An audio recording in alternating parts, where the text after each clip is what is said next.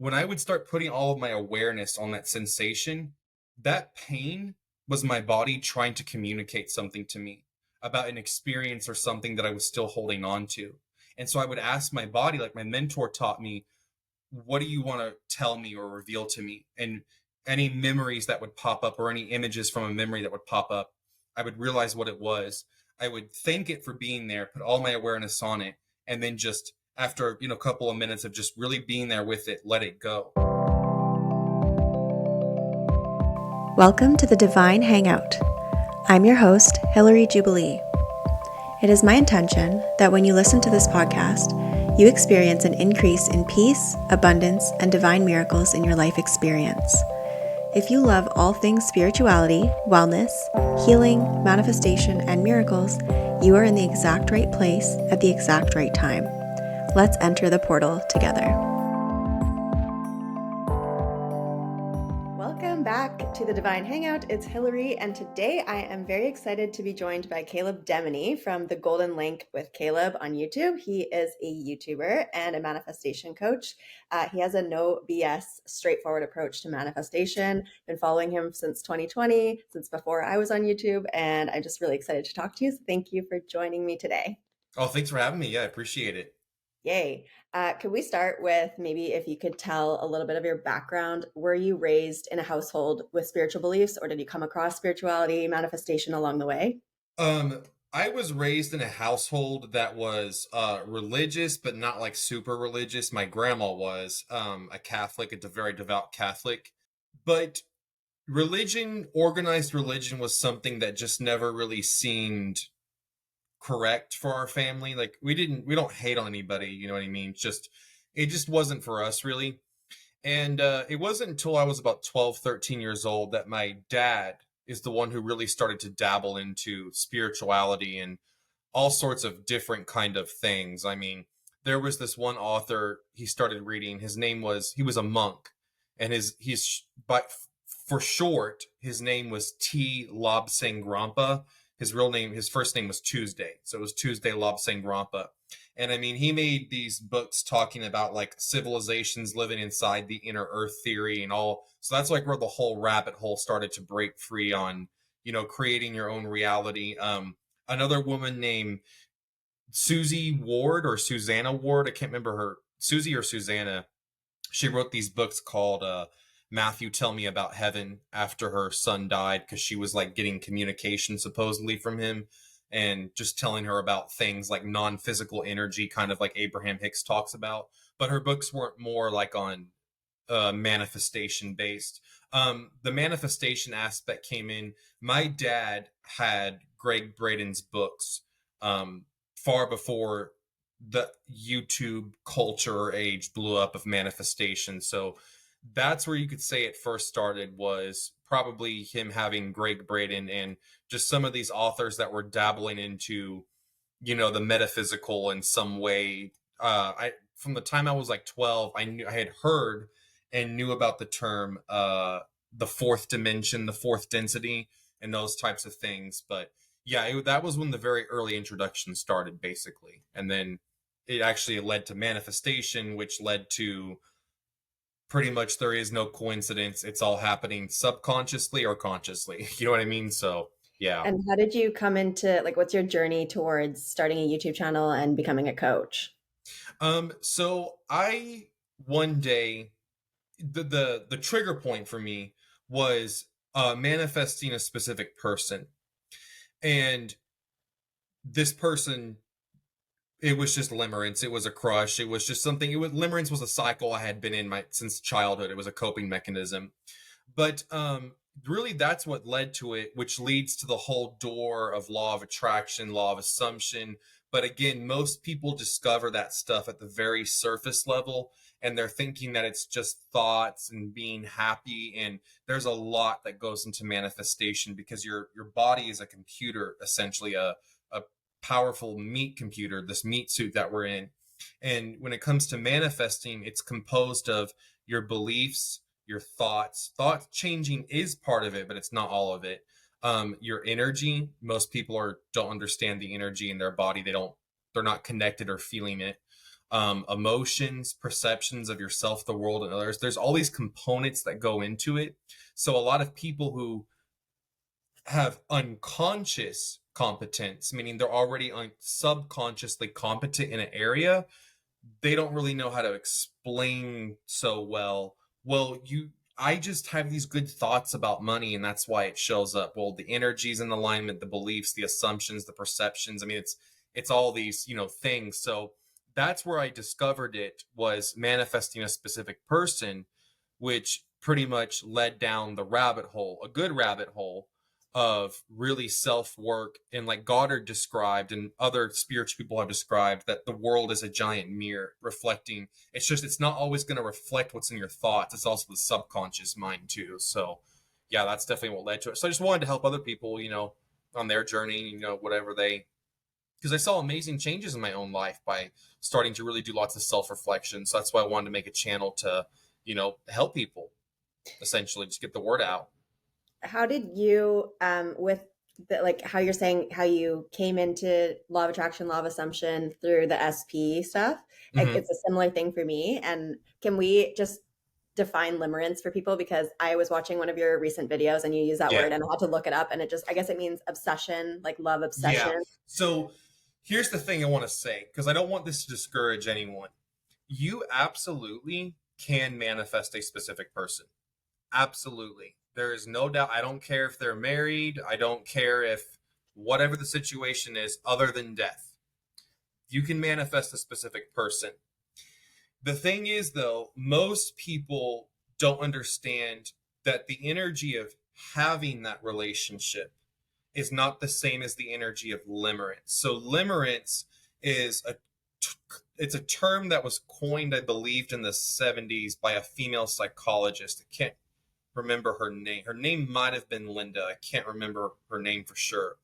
But limerence essentially is a coping mechanism that we learn in childhood or at some point in life in order to start coping with uncomfortable feelings and sensations and thoughts and beliefs. In other words, having to deal with our own crap, basically.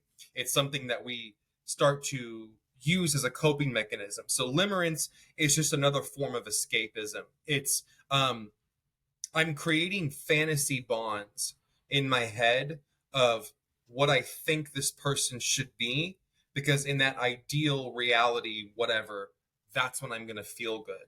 So limerence is the complete opposite of loving someone, because unconditional love is what brings someone in.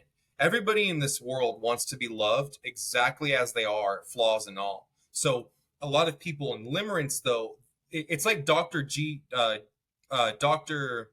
DeMartini says, whenever you're in limerence, for example, you're only conscious of the upsides and you're unconscious of the downsides. And so what happens is you set yourself up for fantasy, and life is always trying to get you back into equilibrium. So life's going to keep knocking you down to try to get you back into equilibrium. Everything in life has pros and cons.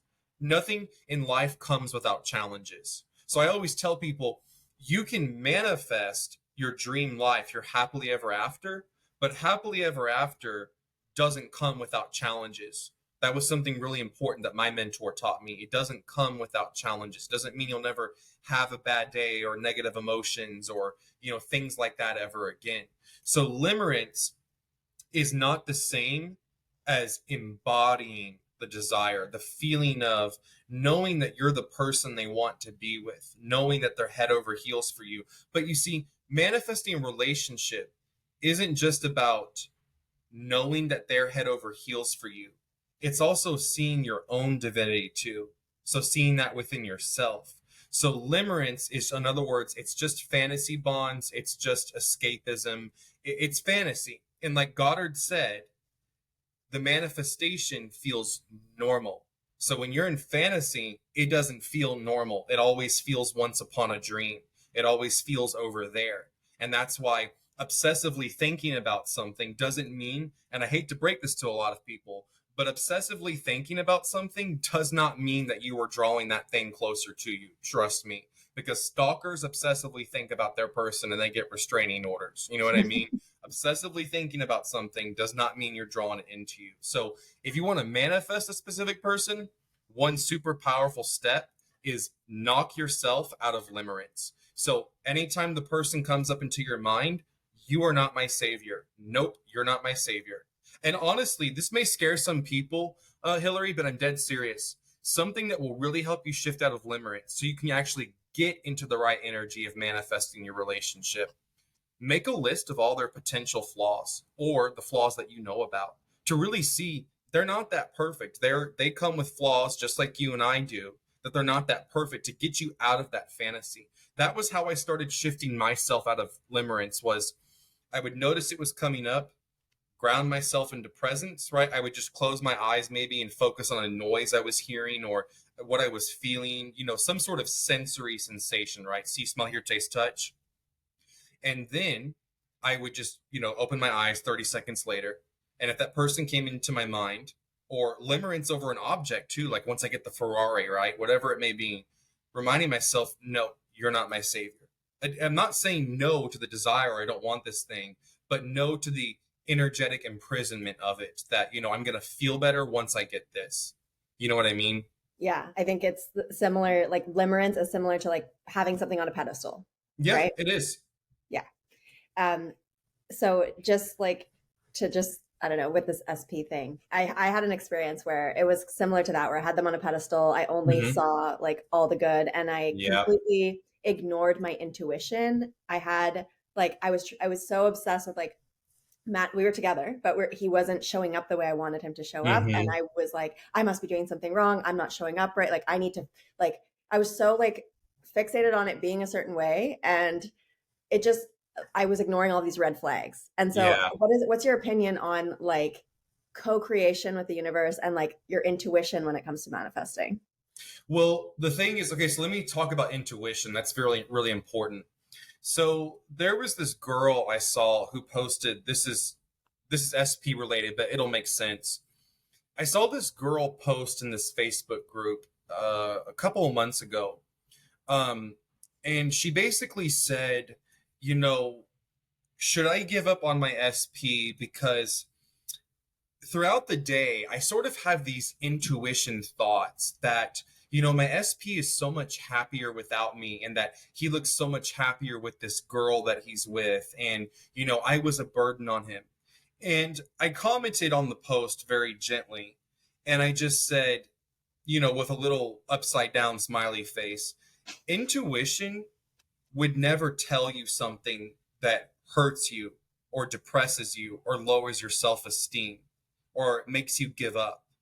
A lot of people mistake their ego, the small wounded self, for their intuition voice. Intuition would never guide you into pain and danger and hurt and self-sabotage. So first of all, there's a big difference. So if you're thinking your intuition is telling you something, but it's bringing you pain and resentment and possible danger, right? It's hurting you. That's not your intuition. That's the small little voice that's speaking. That's the ego. So here's a great example of how you can actually practically test this. A lot of people manifesting an SP very subtly keep entering attachment, right? And I've done this before. I've been there too, so I know what it's like. And they keep thinking I have to try to make something happen. So I'm going to try to reach out to my SP and talk to them or whatever, right? Here's how you can tell if it truly is your intuition, if you're truly being honest with yourself. If you, before you take an action, can ask yourself, if I don't get the response or the result I want, will I be okay?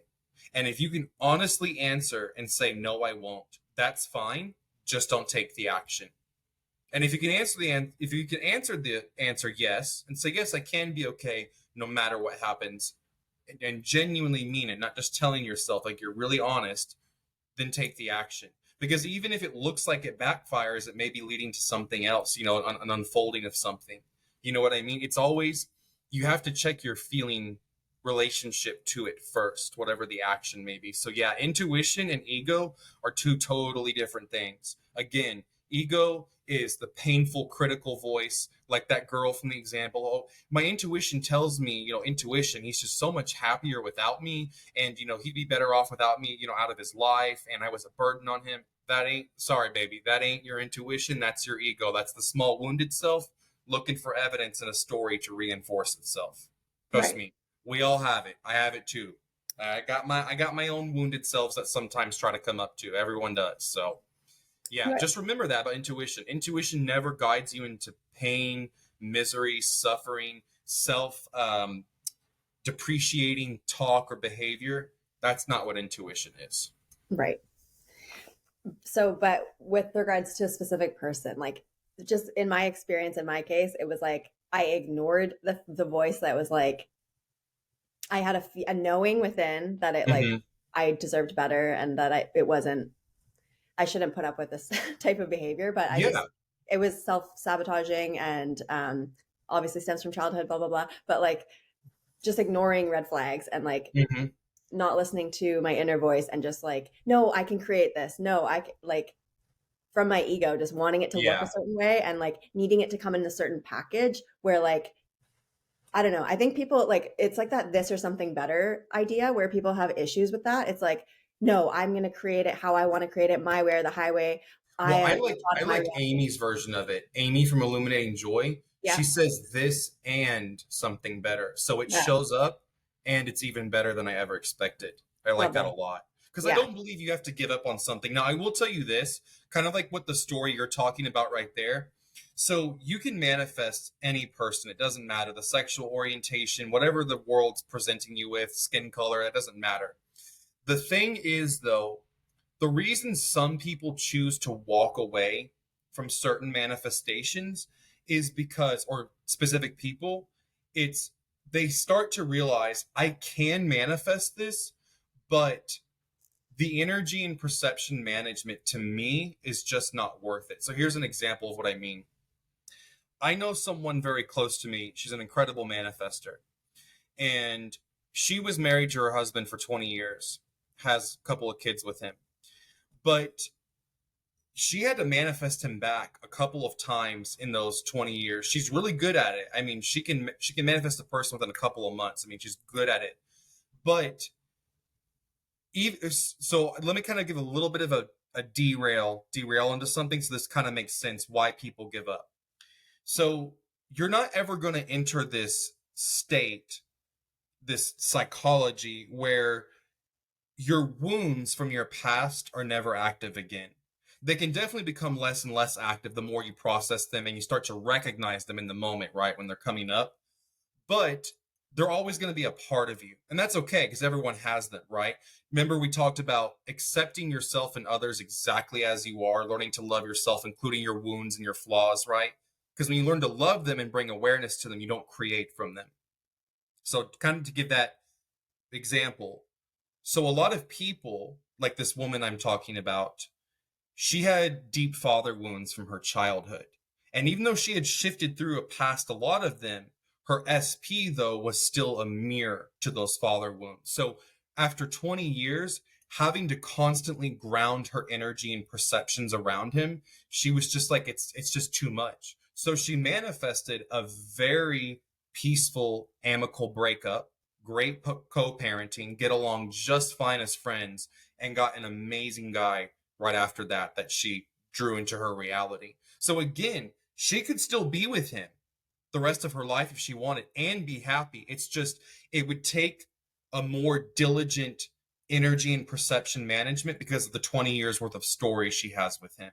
And so that's why some people walk away from a specific person. There's nothing wrong with it. If it's just too much energy and perception management work, you're constantly having to ground yourself. There's nothing wrong with it. It doesn't mean you failed. You just said it's not worth the energy to me. But for yeah, some people it is worth it and they can do it. It's just there's no right or wrong answer when it comes to that.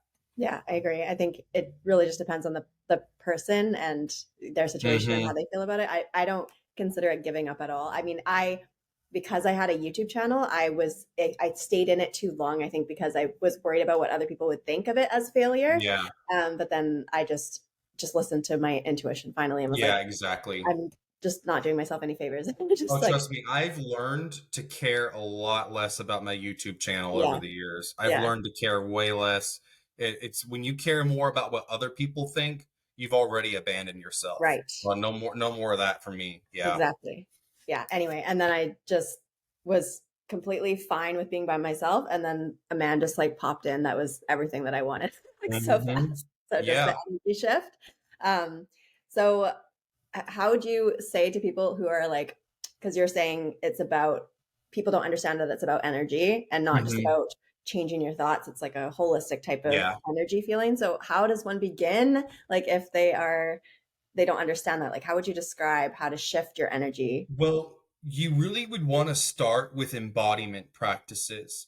There's lots of channels on YouTube that have embodiment meditations because you see, there was this great book called Descartes' Error by Antonio Damasio. He was a neuroscientist, and what he discovered was that you see, the biggest misconception in this community is that thoughts create feelings. That's true 50% of the time.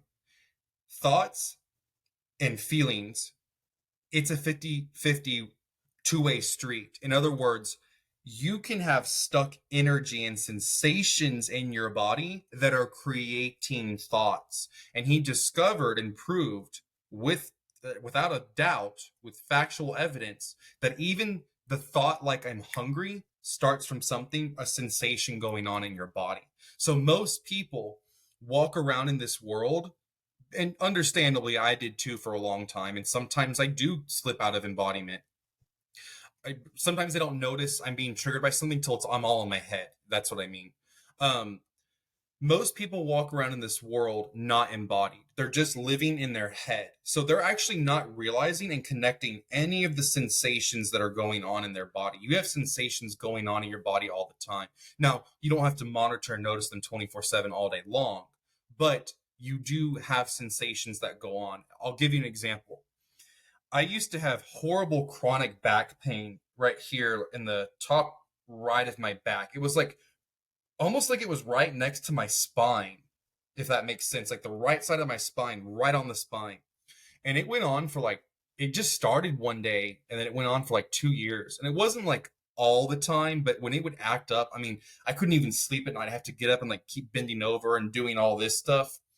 Well, finally, when I started to practice embodiment, which was when I would start putting all of my awareness on that sensation, that pain was my body trying to communicate something to me about an experience or something that I was still holding on to. And so I would ask my body, like my mentor taught me, what do you want to tell me or reveal to me? And any memories that would pop up or any images from a memory that would pop up, I would realize what it was. I would thank it for being there, put all my awareness on it, and then just after, a couple of minutes of just really being there with it, let it go. After like a week of doing that, the chronic pain was gone. And I had it for 2 years because it was literally this stuck energy in your body. You literally have these sensations in your body. That's why, if you've heard me talk about this on my channel, I say things like feelings and emotions, or I say sensations and emotions, because feelings and emotions definitely are not the same. I mean, the feelings going on in the body, the sensations. So start practicing embodiment meditations. And the next time you start to feel something come up in your body, maybe a pain somewhere, or itching, burning, tingling, numbing, something, just ask your body, what's this about? And just the first images that pop in your head, just let that be the answer, whatever it's revealing to you, and start from there.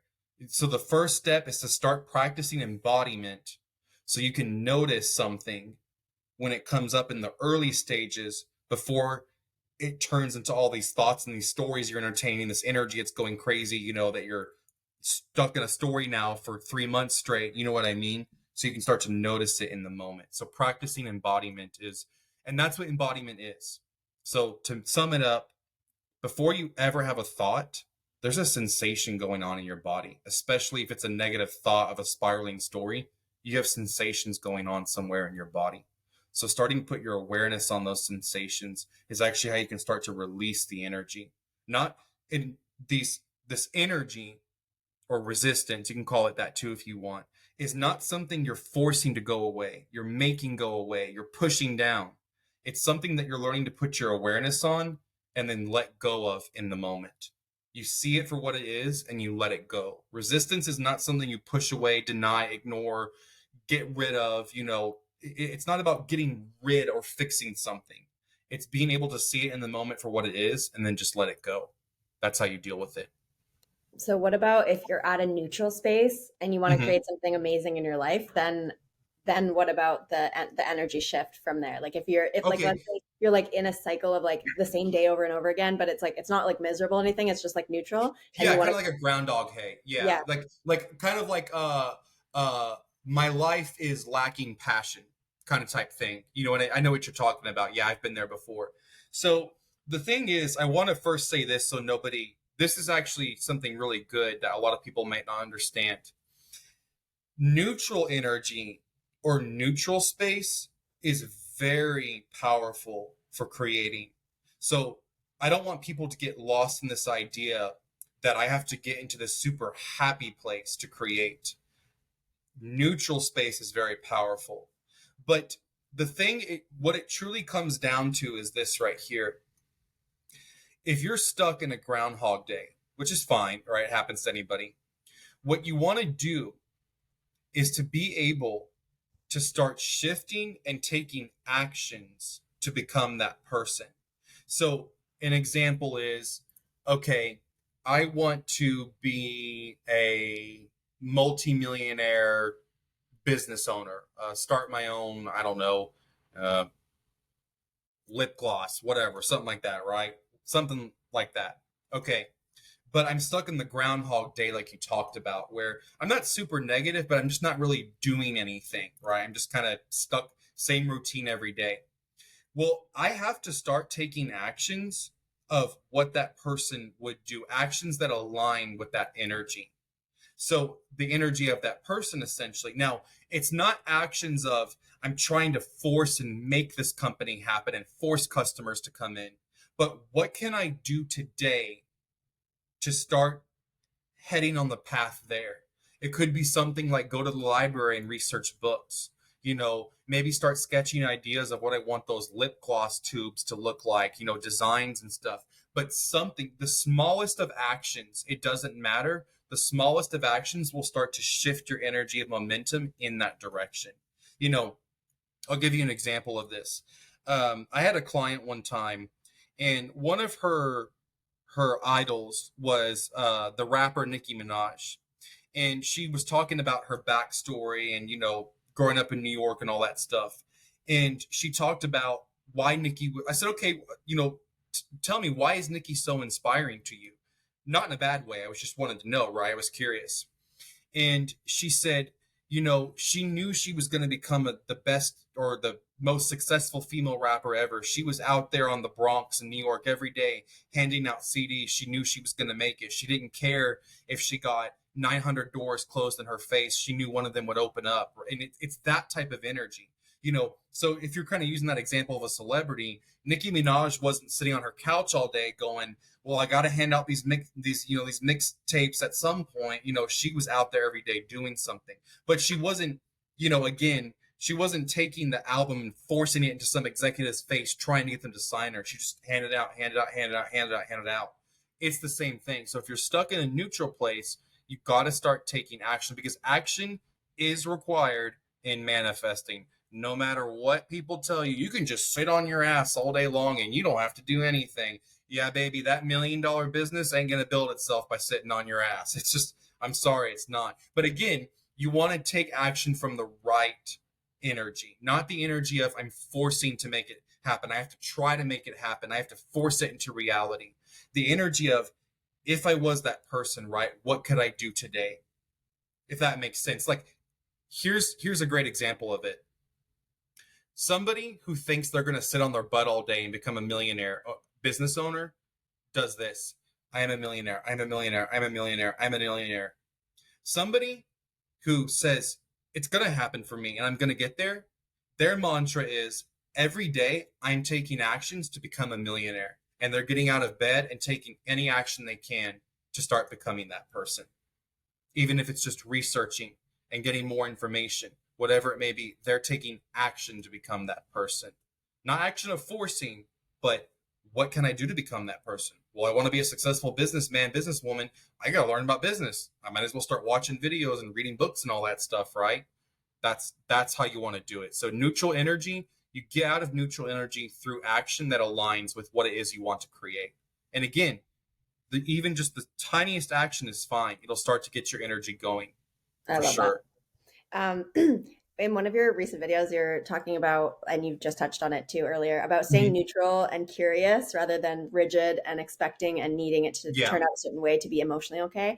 And I love this because it reminds me of one of my favorite quotes by Florence Scovel Shinn, which is "Your ships sail in on I don't care sea." Hmm. Can you like expand on that, like staying curious and rather than like needing it to be a certain way? Well, so the thing about curiosity is this right here. It's it's kind of a weird a paradox. Curiosity basically is expectation but without attachment. That's the difference. So curiosity, this is a really weird phrase, but if you really listen to it, it makes a lot of sense. The best way to describe detachment is this right here. I'm okay if this never happens because it's already happening. You see that? Because that person's not sitting around and waiting and hoping and wishing. They're living their life completely and fully, and it's already happening. Curiosity is kind of the same thing. Curiosity is I want to call it a very subtle expectation without attachment. And when you don't have that attachment anchor holding it down, that's why a lot of people, myself and people like Amy from Illuminating Joy, we try to tell people that you don't have to believe something for 100% fact or expect it for a fact. Just believing that it is possible for you is enough. Because if you can believe it's possible without that attachment anchor just keeping you down the entire time, the ship is still going to sail in that direction. If that kind of makes sense right there. So curiosity is really helpful because it's going to help you shift. If you're someone who's had like um, really bad experience with constantly letting yourself down with too much expectation, curiosity can really help you shift out of having to try to expect how everything's going to go and happen in life, whether it's just hanging out with a friend or manifesting a person or how your vacation's going to go, right? Curiosity will be so helpful. Just go into everything with curiosity, with I wonder what's going to happen here. Even doing techniques, not doing them because you're trying to force something and make something happen, but just curiosity of I wonder what happens. Same thing with shadow work or any sort of resistance work.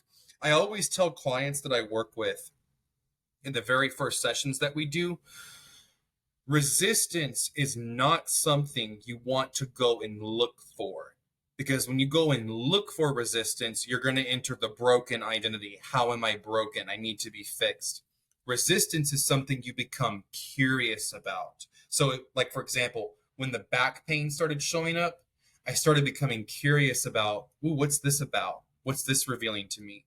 Just go about things in life with curiosity, and I'm telling you, you're going to release a lot of anger just in general. Like if you're walking into the store, well, I'm curious to see if maybe that man in front of me, that woman in front of me will hold the door for me. Well, if they don't, guess what? You didn't have that expectation and you're not calling them, stupid bitch in your head. You know what I mean? You're not thinking that. You just let go of that energy that weighs you down. So yeah, curiosity. If you're someone who's been super disappointed by having expectations, which were fantasy expectations, not the energy of having. Um, Shifting to curiosity is a huge help for that, for sure. Definitely. I love that. It's Just like become curious. Even going to the grocery store, I wonder if they're going to have the bottle of, water that I want there. Just become curious about everything. And it's pretty fun. You see how playful life becomes when you become curious. it's kind of like looking at the world as like from a neutral space as well, because Mm-hmm. it's like whether the bottle of water's there or not, I'm not gonna like have a tantrum about it. Like it's just Yeah. interesting. It's just like And it's if just it does, information. and if it is there, it's a little blessing. Yeah, You know what I mean? extra. That's just Yeah, like exactly. yeah, I like that energy. Okay, so I know that you saw Britney Spears. So you want to tell Yeah. that story? So the Britney Spears manifestation, this actually is important to talk about, and I'll say why. Not because Britney Spears is any more important or divine or worthy than any other human on this planet. She's just as divine and worthy as everyone else, right? We're all equal. But the reason it's important is because a lot of people get really confused in manifesting, and they don't really know how to manifest something or teach others how to manifest something because they don't realize they sort of had this subconscious competence towards that outcome. In other words, they didn't have contradicting energy, perceptions, thoughts, and beliefs. And even if they did, they just were like, they let them go. It was nothing they entertained. It just dissipated and died on its own. So the Britney Spears thing was, I was living with my mom. It was like in 2011 or 10. I want to say maybe 2010.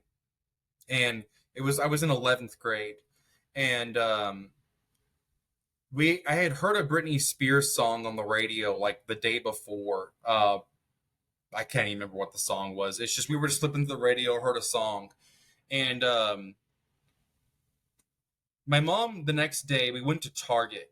And I went inside to buy something. I don't know what it was that I was buying. I can't even remember. She just stayed in the car and I went inside with the money and got whatever she needed.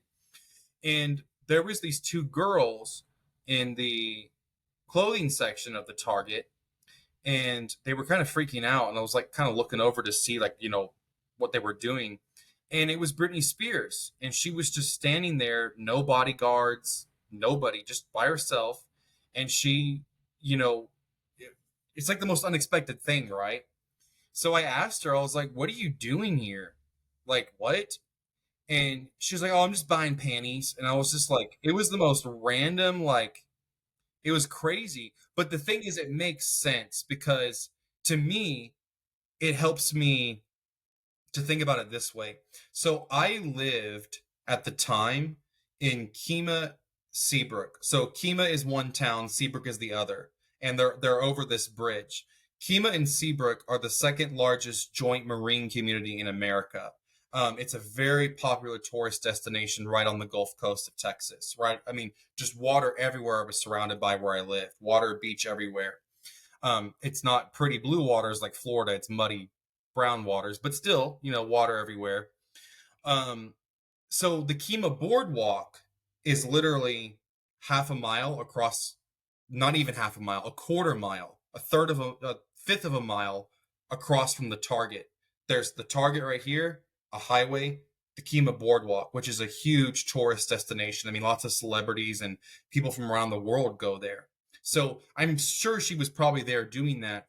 But I mean, it was a pretty wild experience. But even though I didn't consciously try to manifest her, I wasn't trying to do that at all. It just sort of happened. I somehow just slipped into the energy of it. It's the same exact way of, you ever think of a friend or a family member and you're not trying to manifest them and they just call you or text you minutes or seconds later? It was kind of like that. I just thought of something, the energy, there was no contradicting energy or beliefs or anything about it, perceptions, feelings, and it just plopped into reality. You know what I mean? It just, she could have been there even if it's like, think about it this way. She was going to be at that Target either way. But the fact that my mom wanted to go at that time, right, which is what led to the encounter with her. Yeah, it So was when you pretty say you had a thought, like what you just mean about the song that you heard, or did you have a? I didn't even think about her. I wasn't like, I Okay. wonder what it's like to meet her and blah, blah, blah. It just was one of those things Yeah. that the only connection I could ever make was I just heard one of her songs the day before, and here she is in my reality the next day. Another person another celebrity that I manifested unconsciously into my reality, that this was even earlier. I was in 8th grade. It was in 2008. My friend at the time, Jennifer, her mom opened up this boutique store in Seabrook. It's not open anymore. She closed it down. But it was a very fancy boutique store. And Jennifer invited me and this boy, Tyler, to go with her to like her mom's little warming party. And Beyonce's there. And so was her sister. Her sister, what's her sister's name? I don't know. I can't remember her name. Something Knowles. Starts. It's like SH Shalon, something like that is her name. She basically though she lived in this rich neighborhood in the town that I grew up in that I had no idea she lived there. And I guess she somehow met Jennifer's mom, liked her clothing. It was like this expensive boutique. It's kind of like it was like lingerie kind of, and Beyonce was there. So yeah, that was pretty wild. Yeah, it was just like, okay, yeah, it was one of those things. Like, I never made that into a video, but I mean, I don't know how that happened. I didn't even hear. I didn't listen. I don't. No offense to anyone. I mean, yeah, when I was a kid, I heard Destiny's Child music on the radio or in TV, but I wasn't thinking about Beyonce in 8th grade trying to manifest her or anything. So, but I mean, nothing in our life happens by accident. Sometimes things we just don't know how they show up. It's at the unconscious level. So something happened. Maybe I could have seen her on TV and it just like flashed in my mind. I don't know, but yeah. You got some celebrity magnet Yeah, energy or something. because those are like huge celebrities. You Yeah. know, couple $100 million worth. You know, those celebrities. Yeah, it was pretty crazy. Okay, so can you tell maybe your favorite or one of your favorite manifestation stories that you did consciously do like in your life? A favorite manifestation story that I did. I'm trying to think if maybe there's one that's like funny or one of my favorite manifestation stories. Oh, I know.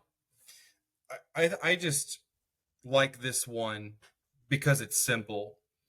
Um, it's simple, but it was kind of like a little bit of pride, but not too much pride, because sometimes pride can be one of those things where it's more of an insecurity. So a little bit of pride and fine is okay though. I went to a casino one time with my mom and her best friend. It was my first time going to a casino. I was like 24, 23. And they were just being negative and naggy the whole time, you know, about, well, you know, why are we, you know, blah, we're going to waste this money, blah, blah, we're just going to lose our money, blah, blah, blah. And in my mind, not to sound rude, I was like, how do I word this? I was like, that may be true for you bitches, but not for me. You know, in my head, I was kind of thinking that. And, you know, I had never been gambling before. So it was crazy. 5 separate times. So I only had $50 on me. But I mean, you could turn $50 to $1 million, you never know. I only had $50 on me. We weren't going to stay there for days. It was just, we were visiting my grandma and we were coming back from that.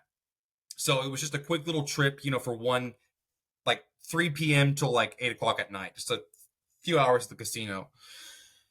5 separate times I had put $5 into machines, the slot machines, and 5 separate times I won $50. It was the most wildest, like when you think about how low those odds are that you're going to all these different machines. I literally put in $5 and I would just do max bet.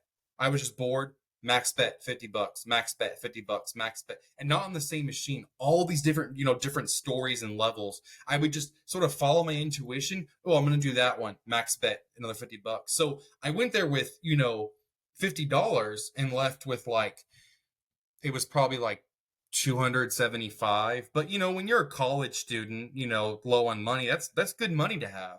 But yeah, and of course they went back with nothing because it was a self-fulfilling prophecy. But I just, you know, I always thought that story was funny. You know, me and my dad laughed about it when I got home, you know, just, you know, being like, man, it was just, and it was funny because a couple of times my mom and her friend, they would put in a bill and say, okay, you decide when to push it, right? And I'd push it and they'd win nothing. So, because they had already decided, because manifesting is making a decision and sticking with it. And they had already decided they weren't going to have money. So they got that decision. Because that's important in manifesting. You make a decision, you notice you have veered out of that decision, resolve any resistance that's coming up, and then you step back into the decision. Manifesting is not about getting rid of all your resistance and then you can never have resistance again, and then you'll manifest what you want. You make a decision, oops, I veered out, maybe a childhood programming, something, put your awareness on it, resolve it, step back in. Oops, I veered out again, step back in. That's why me and my friend Rochelle, we call it energy and perception management. It's not perfect energy and perfect perceptions. Noticing when they're out of alignment, resolve what's coming up, step back in. That's what it is. Beautiful. Um, can you share something like an area of your life that you had to overcome subconscious programming or beliefs that was like it felt like, I don't know, something that was notable that you had to overcome? Oh, for sure. That definitely was um oops, sorry. Shook my table. That definitely was relationships with just people in general, whether it was like a lover relationship, friends, wanting friends. I never had friends, except like just maybe one or two throughout the years, but like, I wouldn't hang out with them. It's like we were like in school. It was like I had friends in school, a few, but like so few that like I ate lunch by myself, or we only had one class together. I was alone the rest of the time. So there definitely was this very deep sense of like rejection, I don't belong, type feeling. And especially with when it came to any sort of SP that I had too. It started in 8th grade with this girl named Marissa, the limerence. I can see it all in hindsight now. Just rejection after rejection after rejection. Yeah, it definitely was the people dynamic of relationships, people in general, or a specific person I had in mind. Definitely, coworkers too, feeling like you were the outcast coworker or the outcast in some way, shape, or form, and always having to put on this like fake front in order to just get some interaction, right? Like in high school, I was like a really bad class clown in high school, and that was just like, and I was always talking a lot, and that was, clearly you can see in hindsight that class clown kids definitely don't feel seen or validated, so they're trying to get that, it wasn't given to them in childhood, so they're trying to get that subconsciously through other people. But yeah, it definitely was that for sure. Money was another issue because you see, I grew up in an upper middle class family. My dad was an engineer, makes a lot of money, still is an engineer, still makes a lot of money. We had a very large house.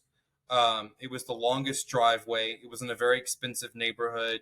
We had the longest driveway, the most vehicles, the biggest yard, the biggest pool. But even though my dad had all these things, all this money, um, my grandparents grew up very poor on farms in Wisconsin. And so they never learned to shift past the Great Depression is over.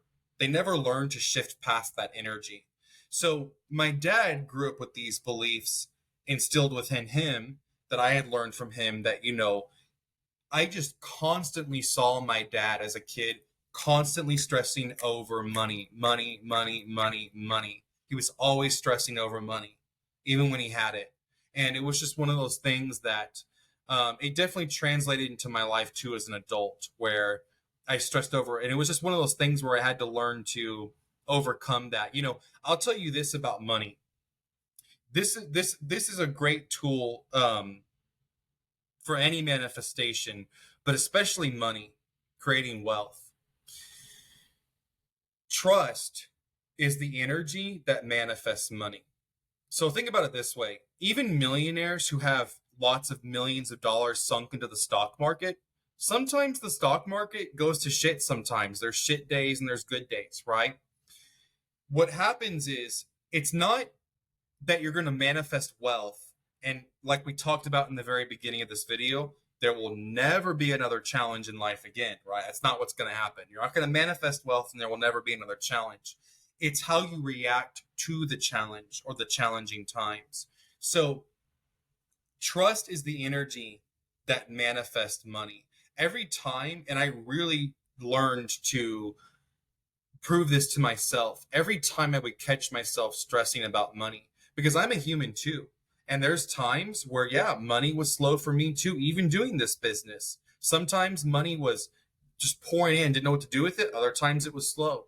But in the times that it was slow, it was always when I would just close my eyes, kind of like that presence I talked about, close my eyes and focus on something, a sound, a smell, whatever I'm hearing, 30 seconds. And I would just step into the energy of pretty much that I'm okay in this moment. And stepping in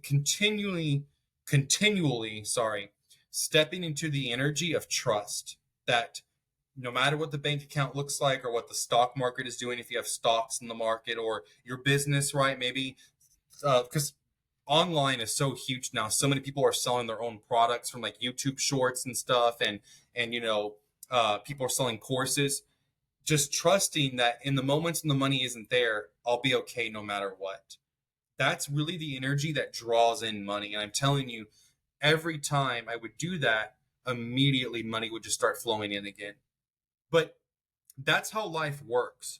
Life works in ebb and flow. The waves of an ocean, they come in, they go out. They come in, they go out. Life, the only constant in life is change. Other than change, nothing is constant. It's just change. So, yeah, even for millionaires, billionaires, money comes in, it comes out. It comes in, it comes out. It's how you react to the times when it's out. That's what determines your money, essentially. So that's one of those things that I wanted to sort of bring that up with. It's that energy of trust, and that's so important for any manifestation.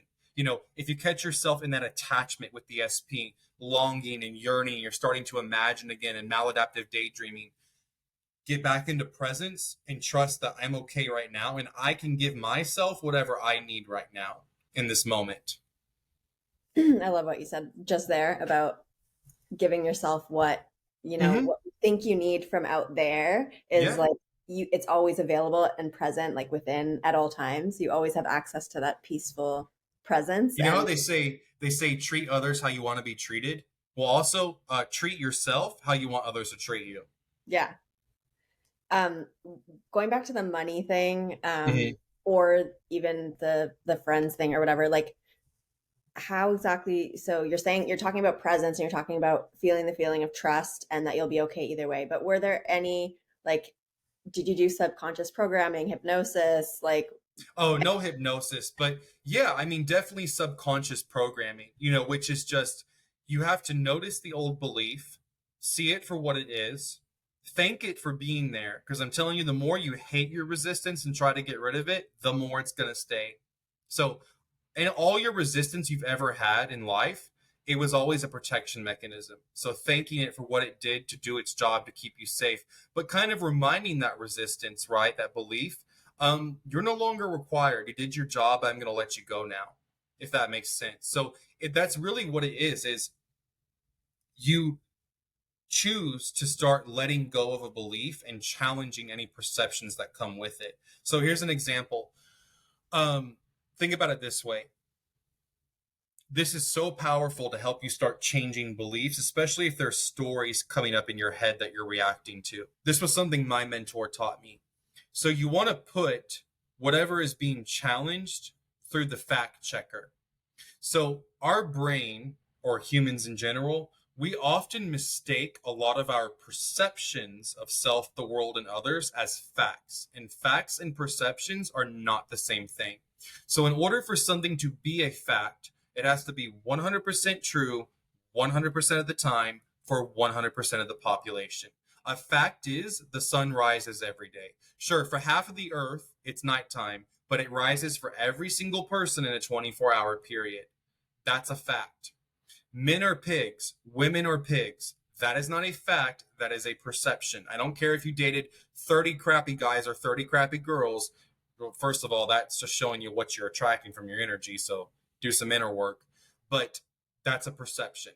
So really starting to notice whenever these old beliefs are getting triggered and stuff, start putting them through the fact checker. So another way to put this through the fact checker is I'll show you with the money example with my dad, right? I learned those beliefs about money from my dad. So when I would catch myself worrying about money, anything, whatever it may have been, buying gas, or I need to buy the off brand, not the brand that I actually want, right? Whatever it may be. I would sit and stop myself and ask, wait, is that my perception, or is that a perception that was given to me in my childhood? Is that my perception, or is that my dad speaking in my head? And really, again, starting to recognize it, right? Because when you recognize it in the moment, you can stop creating from it, if that makes sense. So that's really how you start to challenge beliefs is, first of all, you bring awareness to them, right? Okay, clearly I don't believe that a relationship or money is available to me, because if it was, I wouldn't be struggling this hard and reacting this bad, right? So just accept it, right? Okay, I've got some beliefs out of alignment with whatever it may be, beliefs, energy, perceptions, and then start to change them. And again, it's kind of like we talked about earlier. What actions could I do to start to change this belief, this perception?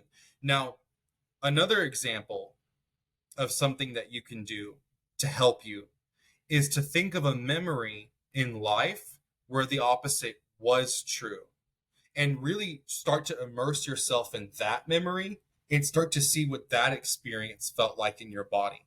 So like an example is so let's say you have somebody who is dealing with this feeling of like not belonging or something like that, and they start to challenge this belief, and they're able to bring up a memory in life. Like, this is just a totally made up example, but a memory from like third grade where I was at school and my best friend and his mom showed up with cupcakes for my birthday, and it was so unexpected, and I felt very loved and belonging in that moment, right? That's an example of a memory, because remember, the subconscious does not speak in words. It is not the logical, analytical, reasoning mind. It is the emotional mind. It speaks in imagery and emotion. It does not speak in words. That's why if you're saying an affirmation till you're blue in the lips, if it's not doing anything to change how you feel, it ain't doing anything for you. And I'm not talking about changing how you feel where it's giving you a false sense of security. I mean like truly feeling better. So yes, challenge any beliefs that come up by putting them through the fact checker, and start to impress into your subconscious. But again, don't do this all day long, 24/7, just when you feel relaxed, when you don't feel triggered, basically. Pull up that memory where the opposite was true, where abundance was there, where you had money, where you did belong, where somebody did love you unconditionally, right, without having to look a certain way, and really just start tapping into that feeling and make that feeling more familiar in your body. That's how you start to reprogram the subconscious mind. It speaks through imagery and emotion, not words. So embodiment then is your preferred Yeah.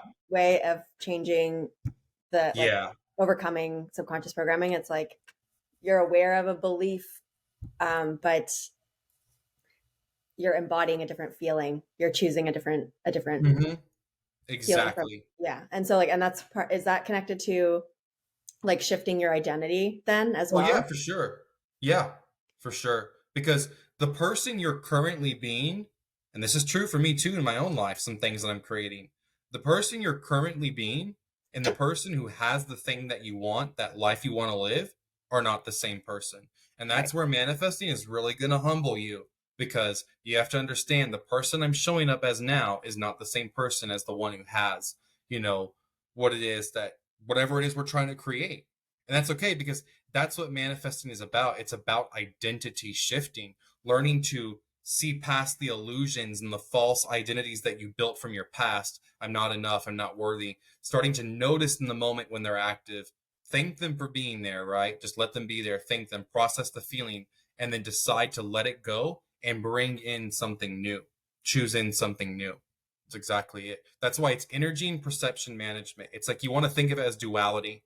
You're just dealing with whatever's coming up in the moment. So if you're feeling fine and neutral, then step into that amazing feeling of I already have it. I don't have to worry. That amazing feeling of it's already mine, with that detachment.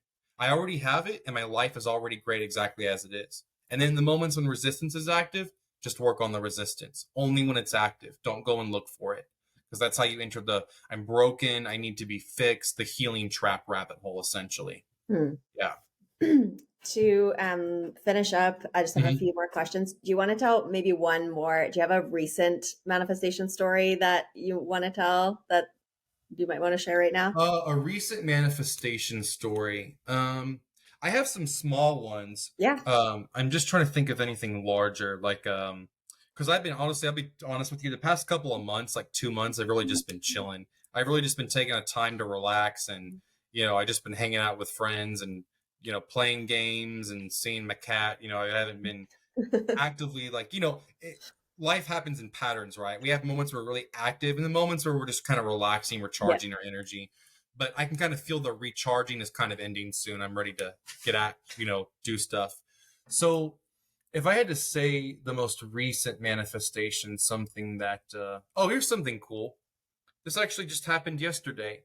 um I had wanted to see a black butterfly maybe 3 days ago, and I'm sitting outside on my porch drinking my coffee, and this little black butterfly just starts fluttering around my head, and it has like orange on it has these little orange. It wasn't a monarch. It was black with like it was mostly black with like orange and yellow on it. And he just starts flapping around my head for like 5 minutes straight. And I was just texting my friend. I was like, "Holy shit, this butterfly will not leave me alone." It was just flapping around. But I mean, I wasn't mad or anything. But I was just like, well, that was quick. I kind of thought about it. I was like, oh, that was pretty fast. Oh, another thing, it's kind of funny because I mentioned her a couple of times in this video. Amy. So I hadn't seen Amy in a long time, her videos or anything. And um I never get on Instagram ever. And I logged on it the other day just for something to see a post my friend like really wanted me to see. So I downloaded it on my phone real quick and just looked at it. And Amy popped up on my feed about the double rainbow. Remember, she talks about manifest a rainbow. Literally 2 days later, terrible thunderstorm. I drove to Sonic to go get an unsweet tea because I don't drink any. I'm on a kind of like a random fun fact. I'm on the carnivore diet. I don't do any carbs or sugar, none of it. My body just doesn't react well to those things. But so I'm driving home from this with this unsweet tea, and sure enough, over the water, right, because I'm surrounded by water everywhere, there's this ginormous double rainbow. And I already know where that came from. I thought about Amy because I had seen her, I hadn't thought about her in so long, and oh yeah, I remember her talking about rainbows, and then bam, there's just these giant double rainbows. But so that one was maybe a little unconscious. I wasn't consciously trying to create it, but the butterfly one definitely was conscious. But again, the butterfly one kind of showed up like Amy described. It was this and something better. It was even better than I thought. I just wanted to see a black butterfly because for the hell of it. I was like, I haven't seen one in forever. I just want to see one. And this little thing was just doing this for like 5 minutes straight. It was just flapping around. It was like trying to land on my nose and all this stuff. I wasn't trying to, kill it or anything. So I was just letting it do its thing. But yeah, it was really cool. Yeah, the I love butterfly for those. sure. Awesome. Could you share a book that changed your life? A book that changed my life. Well, there's been quite a lot of them. You know, I would say all of Florence Scovel Shinn's books. Neville Goddard's even, but Neville Goddard, again, his stuff is so spot on, but he speaks so heavily in metaphor that Yeah. you need to find someone who knows how to translate it correctly for you to truly understand it, because he definitely spoke about shadow work. He just didn't use the word shadow work, but his version of the shadow was the eye. He kept saying the eye, the eye, the eye. So Neville Goddard's work, if you're like really, if you can like get into like deep esoteric stuff, if you're not into deep esoteric, don't listen to Alan Watts or Neville Goddard because their stuff can be too complex. Another person, I think when it really comes to money manifestations, I would probably say Catherine Ponder and her 1,000-page book, The Dynamic Laws of Prosperity, which she was 14 years old when Florence Scovel Shinn died. Oh, Catherine Ponder is still alive today. She's like 97, 98 years old, and she works as a preacher out in California. She was kind of like Florence, very much just translating the Bible and stuff like Goddard did. But yeah, she had this amazing book called The Dynamic Laws of Prosperity. It's like 900 pages. But it's a great book. It just all that book just gets you so wound up in just like seeing abundance everywhere. Even just something like, I don't know, I have an abundance of socks. I mean, it really just starts to get you into that energy. Yeah, if you want a money transforming book, listen to, because you can find the audio online. You don't have to read the whole thing. I think the audio is like 12 hours. Um, Catherine Ponder's The Dynamic Laws of Prosperity. And I would say when it comes to the deeper shadow work, I mean, probably I would say Florence Scovel Shinn. And the reason why is because Florence Scovel Shinn, even though she didn't talk and say words like shadow work and stuff like that, she did know about the subconscious and the superconscious. And the reason a lot of Florence Scovel Shinn's work is so powerful is because a lot of her work really teaches you to surrender, and not just surrender attachment to the outcome, but surrendering to any of the negative emotions or beliefs that come up. She teaches, if you really listen to her material, she teaches a lot of people of just surrendering, right? She doesn't teach them that you have to demonize your resistance or anything like that, and I really like authors like Florence because she's one of those people that teaches you you don't ha- you're not alone. You don't have to do it alone. In other words, she teaches you, she's very heavy on you're one with God in the universe. Like you can always ask for help. You know what I mean? So I really like that idea because a lot of people just think, well, I'm doing all of it by myself. And it's like, no, the God universe, whatever you want to call it, we're all made of stardust. So everyone's connected in some way, shape, or form. You know what I mean? So I really like that her teachings, out of all of them, she really emphasized on I'm not alone in this journey. That, even if I feel physically alone, I still have Christ consciousness, God, the Buddha, the universe, whatever you want to call it, with me. And that's why, so many people had so much relief in practicing her technique of, I cast this burden on the Christ within and I set myself free, that type of. So definitely, because I'm telling you right now, a lot of people could practice her work and not get in the rabbit hole of shadow work. Because again, I've definitely gotten in the rabbit hole of getting caught in shadow work. How am I broken stuff? You know what I mean? And a lot of people could just avoid that by just doing her work, not really knowing what the mechanics were of the brain and going on, and just know that I felt better, things started to change, and it just solidified. That type of stuff. Sometimes easier is better sometimes. You know what I mean in that sense. Yeah. I mean, Sorry. oh no, I was gonna say, I mean, if you want to do shadow work and like really get into the analytical mind, that's fine. I mean, some people that's their dream to study the brain and the nervous system, you know what I mean? But if you're not one of those people, then you don't have to get into all that deep work. But yeah, there's a lot of them I like, Florence, Neville, but Catherine Ponder. I think they all had good information. Even Abraham Hicks, they all had good information, good input on certain things. They all had one teaching that can be highlighted. But eventually, you just want to understand that no matter what they're all saying, all manifesting is energy and perception management. That's all it is. And so it's kind of like Florence Scovel Shinn said, if an affirmation is not bringing you a sense of relief, not making an internal change within you, it's not doing anything for you. So affirmations don't create, visualizing doesn't create, techniques don't create. If they're helping you step into the energy, great. But it's you actually getting into the energy, that's what creates, not the technique. Because when you put all your power in the technique, you subtly slip into the identity of I don't create, and you put creation outside of yourself, and you really struggle to create that way. And putting putting the technique on a pedestal. Mm-hmm. Yeah. Yeah. Or even God, the universe, whatever you want to call it. God is not some smiter in the sky who's going to reward you for doing shadow work or doing a technique. God is everywhere. It's in these sunglasses. It's in you and me. It's the particles of creation. It's the quantum field of intelligence all around us that we're surrounded with. And it's always saying yes to whatever your energy and perceptions are. Whether they serve what it is that you want or not, it doesn't matter. The answer is always yes. So yeah, even creation happening outside of you, like, God, well, God's going to determine this, or that's okay if you're, religious and stuff, and if that works for you. But ultimately, there's nothing out here that's going to determine something for you or tell you no. It can really feel like that some way. Trust me. Sometimes it can really feel like the universe is against you. I get it. I've been there too. But ultimately, there's nothing out here against you. It's just responding to who you're being dominantly in here. And that's where manifestation humbles you.